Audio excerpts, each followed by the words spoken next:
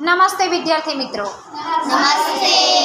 આપણે શાંતિની શોધમાં ગૌતમ બુદ્ધ અને મહાવીર ભણી ગયા, બરાબર ને? હા. ભણી ગયા ને? ચાલો આજે ચકાસણી કરી લો કે કોને કેટલું યાદ છે.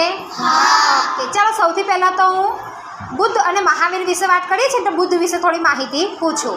તો ગૌતમ બુદ્ધનું બાળપણનું નામ શું હતું?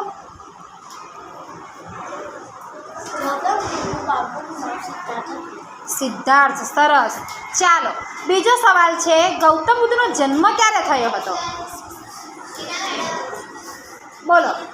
ઈસવીસન 1567 સરસ. ચાલો ગૌતમ બુદ્ધના માતા પિતાનું નામ શું હતું? ચાલો કોણ જવાબ આપશે? ચાલો બોલો. માતા માયાદેવી, પિતા શુદ્ધોધન. સરસ. ચાલો ગૌતમ બુદ્ધના રાજ્યનું નામ શું હતું? તમે બોલો તો. સરસ. ગૌતમ બુદ્ધે કેટલા વર્ષે ગૃહ ત્યાગ કર્યો હતો? બોલો. 30 વર્ષ. સરસ. ગૌતમ બુદ્ધને કયા વૃક્ષ નીચે જ્ઞાન પ્રાપ્ત થયું હતું?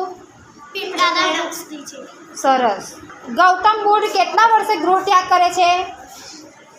બોલો. વેરી ગુડ, 30 વર્ષે. ગૌતમ બુદ્ધ ક્યારે નિર્વાણ પામે છે?